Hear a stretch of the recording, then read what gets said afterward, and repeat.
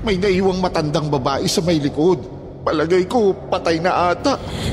Tama na tong kasalanan ko ngayong gabi. Ayoko nang dagdagan. Ang matindi pa! Nawawala ang kanyang kaliwang kamay! Putol na kamay. Para sa mga mahilig sa mga kwentong aswang, subaybayan ang aming bagong channel, Sitio Pangil. Pasukin ang nakakakilabot na mundo ng mga aswang. Like and subscribe.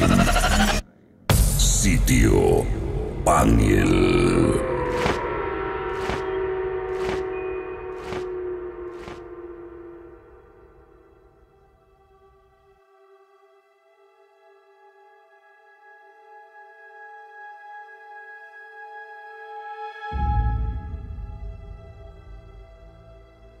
Nakaramdam ka na ba ng masidhing pagnanais na magkapera? Pwedeng dahil meron kang matinding pangangailangan o dahil sa bumubulong na kasakiman. Alinman sa dalawang rason, ano ba ang ginawa mo nang matagpuan ang sarili sa ganong sitwasyon? Patas ka bang maghanap ng salapi? O mas pinili mo ang baluktot na pamamaraan? Sa episode natin ngayon, tunghaya natin ang kwento ni Gulliver at ang kakaibang oportunidad na kumatok sa kanya para magkapera. Sinunggabang kaya niya ang pagkakataong ito o mas pinili niya ang tuwid na pasya? Kung ikaw kaya ang mapunta sa kanyang kalagayan, parehong hakbang kaya ang gagawin mo? Paano kung hindi ganong kadali ang mga bagay-bagay dahil sa isang masamang sumpang bumubulong sa iyo? Ang mga tanong na yan ay sasagutin mo sa iyong sarili sa isa na namang kwentong kababalaghan dito lamang sa Kwentong Takip Silim.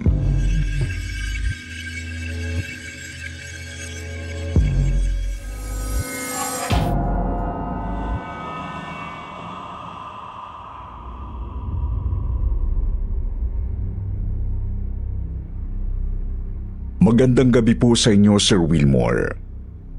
Ako po si Gulliver ng Muntinlupa. Medyo matanda na ngayon, pero isa kong dating driver ng iba't ibang mga sasakyan. Jeep, taxi, truck, o kahit mga pampribadong kotse, ay namaneho ko na. Kumita lang ng sapat para sa pamilya ko. Ang kaso, kulang pa rin talaga ang kinikita ko. Mahirap pa rin kami at hindi makausad-usad sa buhay. Nangyari naman po itong ikikwento ko noong pang 1992. 31 years old ako nito at pumapasada bilang driver ng isang bus na biyaheng Laguna. Hanggang kamatayan ay hinding-hindi ko malilimutan ang karanasan kong ito. Sukat ba naman kasing may kumapit sa aming sumpa ng isang putol na kamay?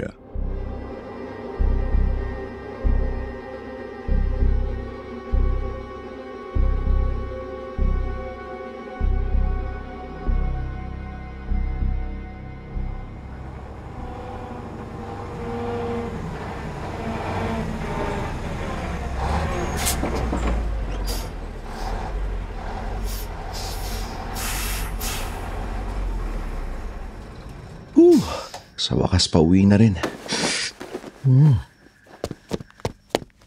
Gulliver! Gulliver! Po, Mang Pabling. May problema ho ba? May naiwang pampasahero doon sa bandang likod. Tapos... Manong, uminahon nga po kayo. Hindi ko kayo maintindihan eh. May naiwang matandang babae sa may likod. Tapos, palagay ko, patay na ata. Ano po? Patay na? Nilapitan ko lang naman para sana sabihang nakarating na tayo sa terminal. Akala ko tulog kasi hindi gumagalaw. Nang tinapik ko, ang lamig na. Oo nga, patay na nga to, Manong. Magpatawag ko kayong pulis, bilis! Sige, bibilisan ko.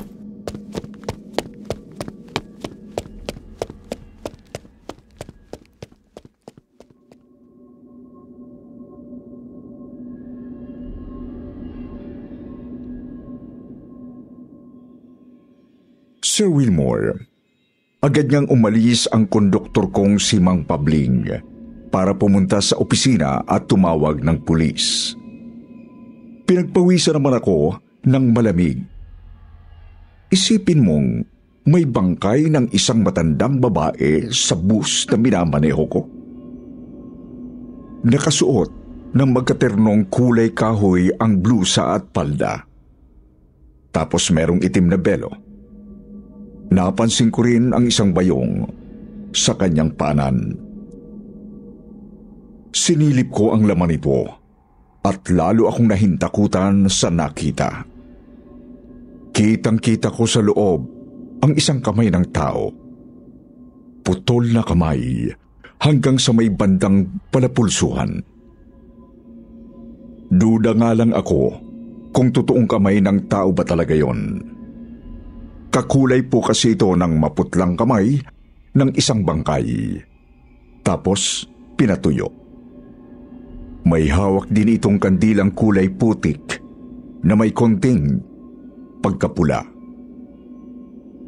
May iba pang laman ang bayong, pero kinabig ko na ang tingin ko dahil sa kilabot. Hindi nagtagal ay dumating ang mga pulis.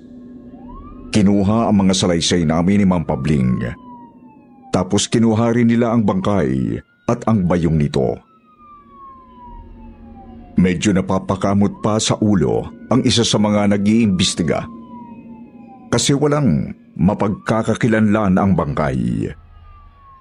Kita ko namang namutla ang mukha ng isang sumilip sa bayong. Hinayaan naman nila kaming makaalis matapos kausapin. Wala naman kasi kaming kasalanan ni Mang Pabling sa pagkamatay ng matanda.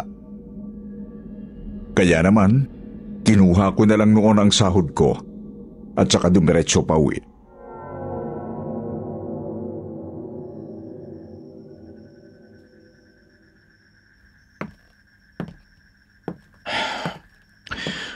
Dito na ako, Eileen.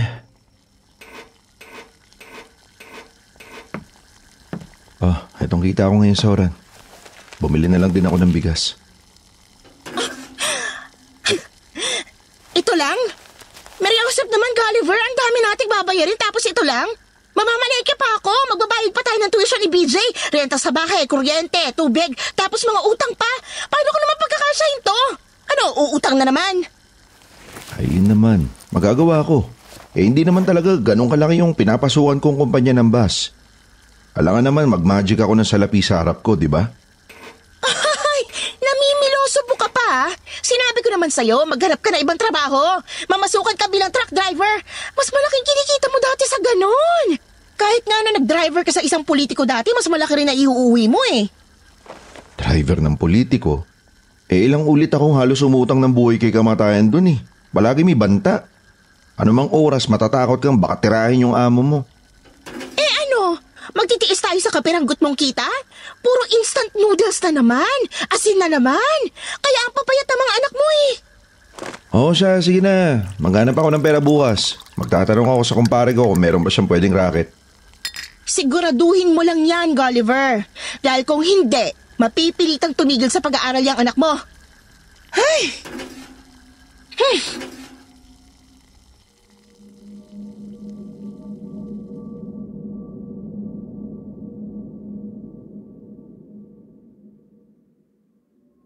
Aaminin kong hirap sa pera ang pamilya ko nung mga panahong yon. Kaya di ko masisisi ang asawa kong si Eileen kung bakit palagi siyang nag-aalburuto kada saurang ko. Desperado na nga akong maghanap ng anumang dagdag na mapagkakakitaan ng mga sumunod na araw. Subalit, iba ang nasumpungan ko.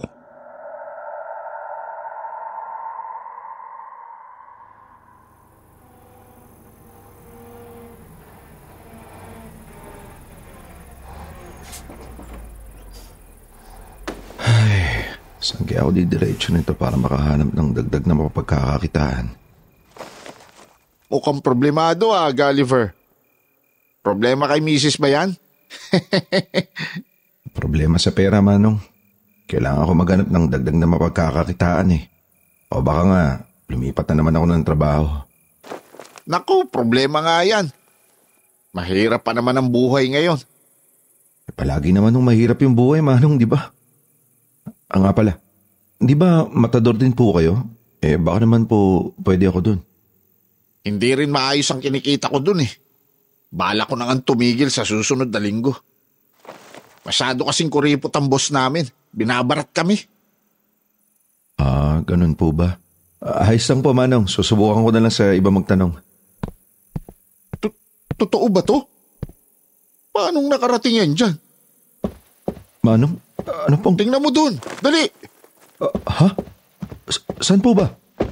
Di ba yan yung bayong ng matandang namatay kahapon? Oo nga, no. Bakit nandyan yan?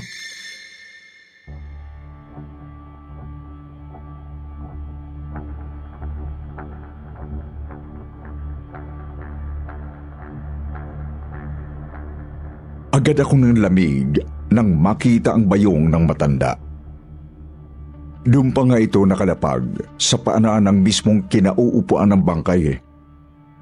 Dali-dali ko naman itong nilapitan at saka sinilip ang loob. Lalo akong nanginig nang makitang naroon nga ang putol na kamay na may hawak ng kandila. Nakita ko rin isang librito at bote pala ang kasama nito sa loob. Lalapit pa lang sana si Mang Pabling, ngunit mabilis kong binuhat ang bayong at tarantang tumakbo palabas ng bus. Tinawag ako ng konduktor, pero hindi ko na siya pinansin. Nagtuloy-tuloy lang ako hanggang makalabas ng terminal. Pagkatapos, tinapon ko ang bayong sa malaking basurahan sa likod.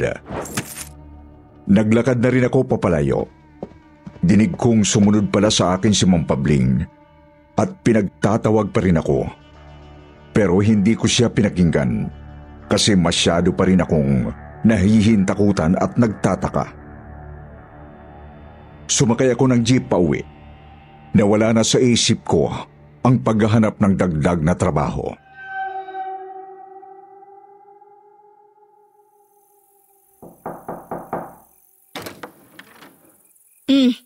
Ano na?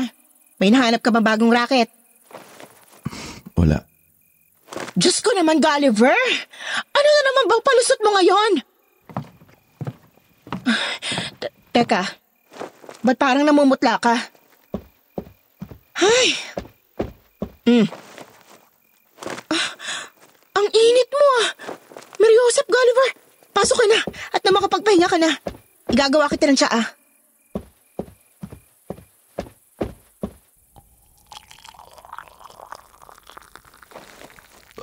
Eileen? Oh, ano tinitingnan mo dyan? Ay, bayong? Dinala mo ba yan? Hindi. Hindi mo ba napansin yan dyan kanina? Hindi. Ngayon ko lang nakita yan. Kung hindi naman pala ikaw nagdala niyan, paano yung nakarating dyan malapit sa pinto? Hoy, Gulliver! Saan ka pupunta? Ano gagawin mo dyan sa bayong? Hoy!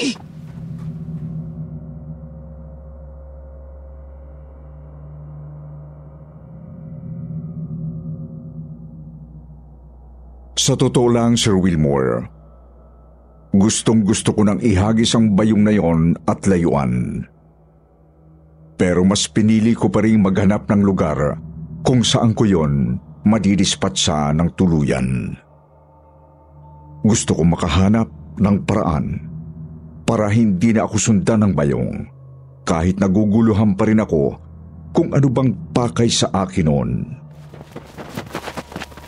Ilang minuto akong nagpapalakad takbo. Natigil lang nang may nakita akong nagsisiga sa may bakanting lote. Hinagis ko sa apoy ang bayong. Tinanong ako ng nagsisiga kung ano ba ang laman nun. Pero hindi na ako sumagot. Nanginginig na akong umuwi. Halata kong gusto akong banata ng tanong ni Eileen kung ano ba yung bayong na yon. Pero pinigil na niya ang sarili niya. Napakaputla ko na kasi talaga. Nanginginig at saka napakataas ng lagnat. Sa tulong ng tsaa na hinanda ng asawa ko ay nakapagpahinga naman ako noong gabing yon. Kinabukasan, sinabihan niya akong huwag munang pumasada. Subalit dahil nga masidi ang pangangailangan sa pera, pinilit ko pa rin ang sarili. Kunting sinat na lang din naman ang nararamdaman ko. Pumunta nga ako sa terminal namin. Kinuha ko ang susi ng minamaneho ko. Sumampa sa bus at umupo sa driver's seat. Nang naramdaman kong pumasok si Mang Pabling. Napalingon ako sa katabi kong upuan. Sir Wilmore, nanlaki ang mga mata ko nang makita ko na naman ang bayong.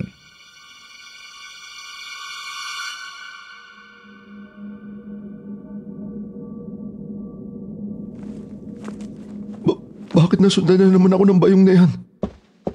May problema ka ba, Gali? Mukhang hindi talaga ako tatantanan niyang lintik na bayong na yan ah. Kayo rin ho, Manong? Sinusundan din kayo niyan? Kung ganun, ikaw rin? Mukhang may kung anong pakay talaga sa atin yung kamay sa loob niya na. Nakita niyo na rin po pala yung kamay na may kandila. Oo, tsaka sigurado akong totoong kamay ng tao talaga yan. Teka, tingnan ko yung iba pang mga laman. Uy, Manong, baka mapano po tayo niyan eh. Hindi naman tayo tatantanan ng kamay na to eh. Kaya mabuti nang may gawin. Sabi ni, totoong may kamay talaga to. Tapos pinatuyo. Mukhang gawa rin sa mantika ng hayop yung kandila na hawak ng kamay. O baka mantika ng tao. Manong, ibalik nyo na nga yan sa loob. Kinikilabutan ako dyan eh. Teka ha. Heto. May librito naman pala rito eh. Sandali. Basahin ko. Manong. Ano pong meron dyan? Kuha ko na. Mukhang bibinggo tayo rito, bata! Ano ba kasing nalaman nyo? Ang kamay na yan pala ay kaliwang kamay ng isang binitay na kriminal. Noon pang panahon ng mga Kastila. Ang kandila naman ay gawa mismo sa taba ng parehong tao. Ano? At hindi lang yun. Heto pa.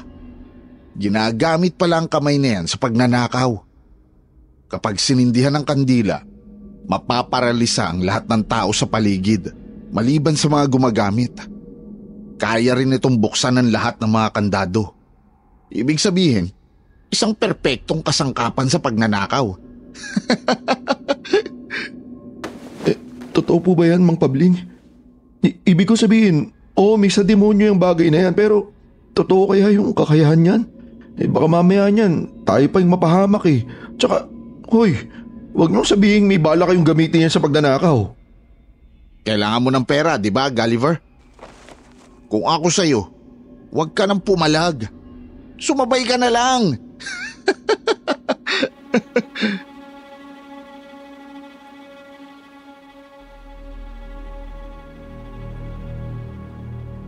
Hindi ko alam, Sir Wilmore. Pero kita ko noon ang lagim sa mga mata ni Mang Pabling. Ramdam kong gagawin talaga niya ang lahat para lang sa salapi. Ako naman ay napapaisip din sa pagkakataong yon para magkapera. Pero sadyang nag-aalangan akong gumawa ng masama. Pinaandar ko na lang ang bus at sinimulan na namin ang pamamasada nung araw na yon. Buong araw ay nasa upuan sa tabi ng driver seat ang Bayong. Buong araw ring bumabagabag sa utak ko kung papalagang ko pa ba ang naisip ng mapabling. Inaalala ko rin kasi ang pamilya ko. Inaalala kong kailangan namin ng pera. Lumalim nang lumalim ang pakikipagtalo ko sa sarili. Hanggang sa may narinig akong nagsasalita diretso sa isip ko. Nang huminto kami sa isang terminal sa may Laguna.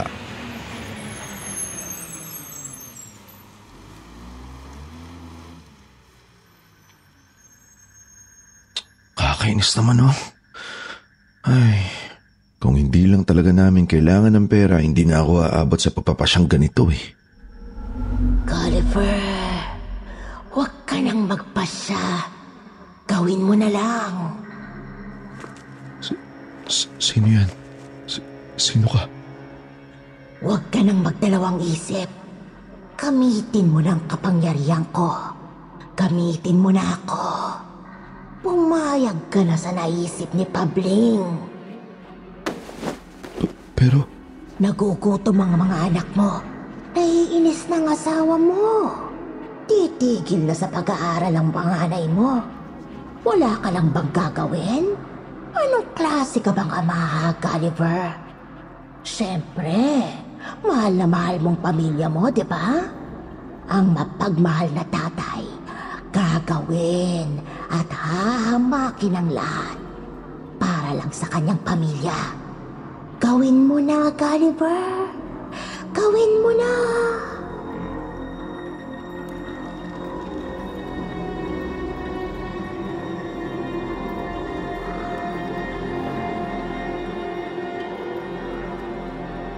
Saglit ako napalingon kay Ma'am Pabling. Kita ko ang nakakaloko nitong ngiti sa akin habang naghihintay na mapuno ang bus. Tinignan ko naman siya ng makahulugan bago ko binuhay ang makina ng sakyan. Madilim na nang bumiyahe kami pabalik ng Metro Manila. Napakalamig ng pawis ko kasi alam kong meron talagang mangyayari. Halos kalahating oras pa ay napadaan kami sa isang tahimik at may kadilimang kalsada. Walang masyadong ibang sakyang nagdaraan. Doon din ay umupo si Ma'am Pabling sa upuang kinalalagyan ng bayong at kinuha ang kamay na may kandila.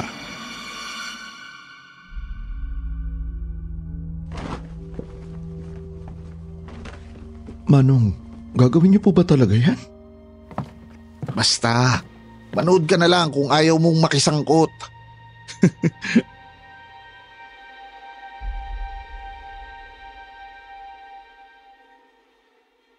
Kumuha si Ma'am Pabling ng lighter sa kanyang bulsa at saka sinindihan ang kandila.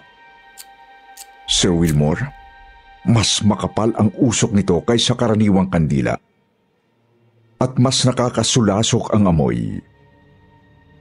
Lumingon si Ma'am Pabling sa mga pasahero. Hindi niya napigilang mapatawa sa nakita.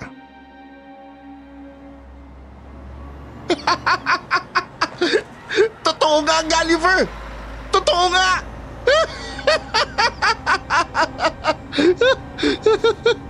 Ano po ba nangyari, Manong? Ihinto mo yung bus! Bilis! Tapos, tingnan mo mga pasahero. Teka po, ano po? Ang mga pasahero, parang naparelisa.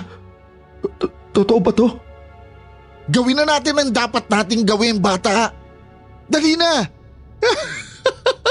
Tiba-tiba tayo nito!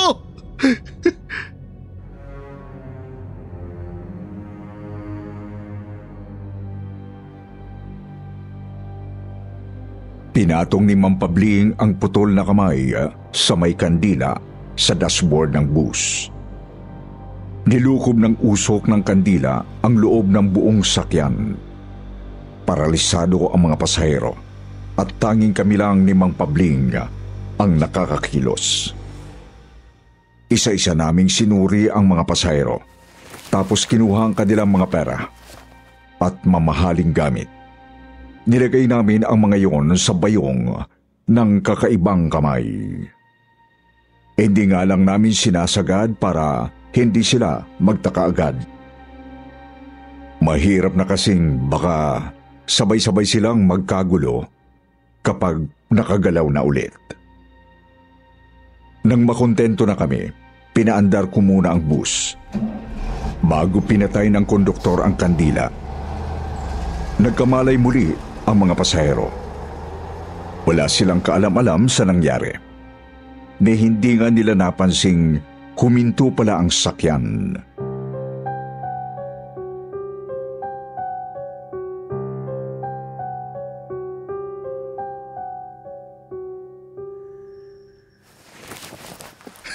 Ang galing! Libo-libo agad sa isang pasadahan lang. Napakagandang racket nito. Uulitin pa ba natin to, Manong? Siyempre naman, oo. Bakit ayaw ka na? Ayaw mo bang kumita ng ganyang kalaki? Pinaghatian na nga natin eh. Pero mas malaki pa rin ang sinasahod natin sa pamamasada ng bus eh. Natatakot kasi ako mahuli, Manong eh. Tsaka, paano ko naman ipapaliwanag kay Aileen yung ganito karaming pera? Utak, bata, utak! Siyempre, hindi mo ibabagsak sa kanya lahat yan. Pakunti-kunti lang para hindi siya magtaka. Yung iba, itago mo. Pwede rin pang happy-happy mo. Alam mo na, konting inom at konting chicks. Gusto mo, isama pa kita dun sa suki kong beer house. Ang kikinis ng mga bebot dun. Naku, wag na ho, Manong. Tama na tong kasalanan ko ngayong gabi. Ayoko nang dagdagan. Ay nako, napakabait mo talaga. Pwede ka nang pamalit sa Santo Papa niyan eh. Sige na, sibat na ako. Basta wag mo ako isusuplong ha. Malilintikan ka talaga sa akin. Hindi po siyempre, Mang Pabling. Isa pa, madadamay din naman ako kung sakali eh. Buti alam mo. Sige na, sibat na. Bilihan mo na siopaw ang anak mo.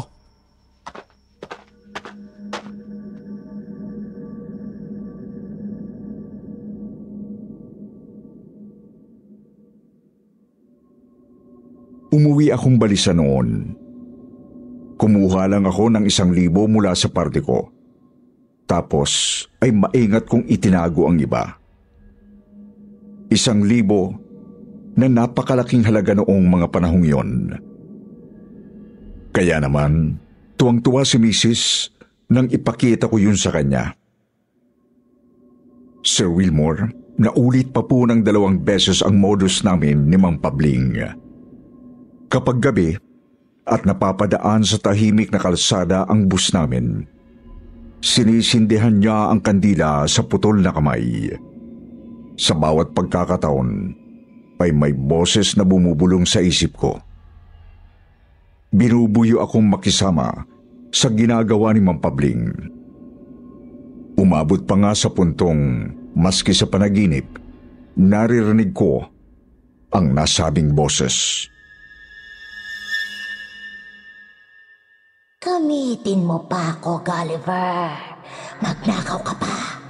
Kailangan mo ng pera, di ba? Walang problema. Kayang-kaya mong makuha lahat ng perang pwede mong makuha. Basta, tanggalin mo na lang ang pag-aagam-agam mo sa isip mo. Pagtiwala ka sa akin. Gamitin mo ko. Tama na, ano ba? Tigilan mo na ako. Tama na! Hoy, Gulliver! Binabangungot ka! Hoy! Bangungot? Mang Pabling? Mukhang napalalim yung tulog mo ngayong tanghali ah. Sige na, maganda ka na at lalarga na tayo. Manong? Oh, Manong, isip ko, siguro tumigil na tayo. ano ba sinasabi mo? Ngayon pang umaayos na ang modus natin, tsaka mo sasabihin yan? Alam mo, Sagad na ako dyan sa kabaitan at karuwagan mo, Gulliver. Isa pang hirit mo ng ganyan, tatamaan ka na talaga sa akin. Manong, hindi na kasi kaya ng konsensya ko. Tumahimik ka na, pwede ba? Iihilang ako, tapos bibiyahin na tayo.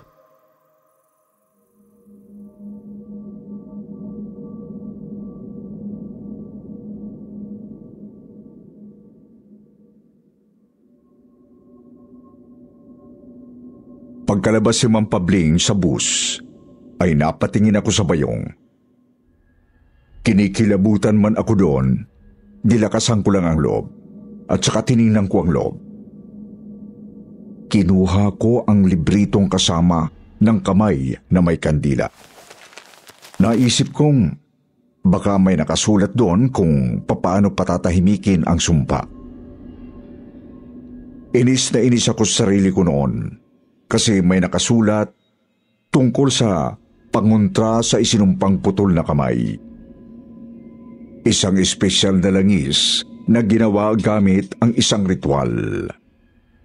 At ang langis na yon ay ang laman ng mismong bote na nasa loob din ng bayong. Kung sana ay hindi lang ako nagpadaig sa takot, malamang matagal ko nang nalaman ang solusyong yon. Sumilip ako sa bintana. Hindi ko pa makita si Ma'am Pabling sa malapit. Bumaba ako, dala ang bote. At saka dali-daling pinahid ang langis sa mga bintana at pinto ng bus. Pagkatapos, ay pumasok na uli ako para sana ibalik ang bote sa bayong. Subalit laking pagtataka ko nang wala na ang bayong sa kinalalagyan nito. Isang saglit pa, kita kong nakatayo sa labas ng pinto ang konduktor. Hawak niya ang hinahanap ko. Desisyon mo yan, Gulliver. Desisyon mo yan. Desisyon mong magpadala sa kalooban mo. Kaya kapag naghirap ulit yung pamilya mo, wala kang ibang sisisihin kundi sarili mo.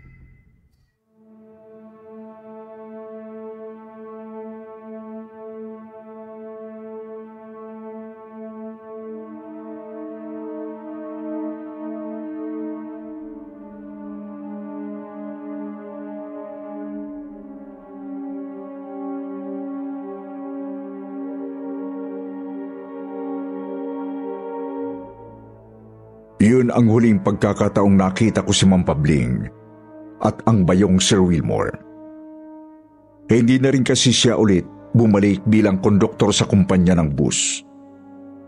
Hanggang ngayon din ay hindi ko pa rin talaga alam kung ano ba ang kamay na yon na may kandila. Hindi ko alam kung ano ba talagang klaseng sumpa ang nakakabit doon. Kaya kung may nakakaalaman, i-comment na lang po ninyo sa inyong mga kuro-kuro. Ako naman ay umalis na rin sa kumpanyang yon at saka na masuka bilang isang truck driver kung saan mas malaki ng konti ang kita. Opo, mahirap pa rin ang buhay, pero ang mahalaga sa akin ay malinis ang pinakakain ko sa pamilya ko. Ang mga parte ko sa nanakaw namin, ayon, iniwan ko sa bakuran ng isang ampunan. Yun na lang ang naisip kong paraan para makabawi man lang ako sa mga napagnakawan namin. Lalo't hindi ko na sila magawang tuntunin isa-isa. Ang dalangin ko nga lang, sana naliwanagan na si Ma'am Pabling kung nasaan man siya naroon ngayon.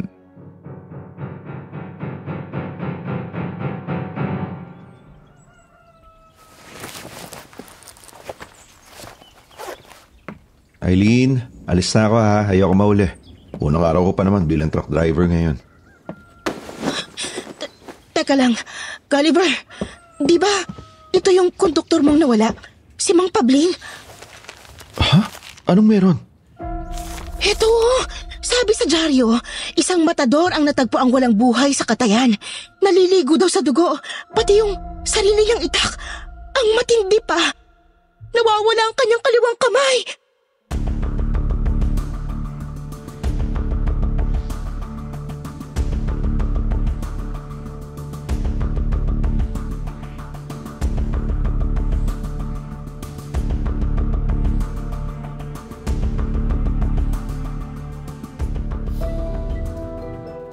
At ngayon naman mga ka-KT, ka-SB, dumako na tayo sa paborito nating shoutout portion.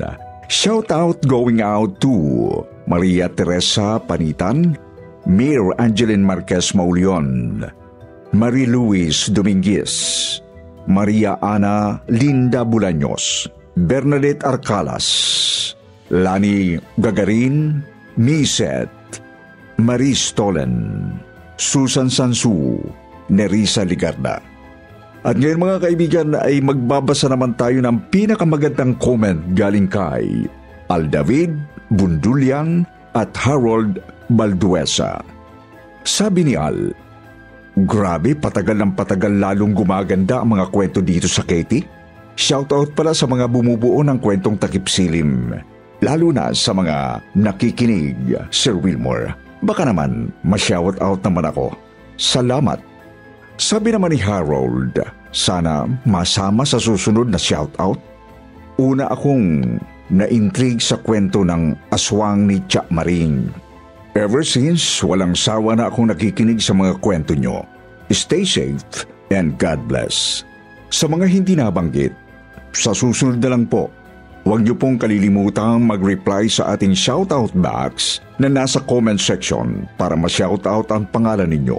Muli po, mula sa bumubuo ng kwentong takip-silim at Sityo Bangungot, ito ang inyong lingkod, Wilmore Plopino. Nagpapasalamat.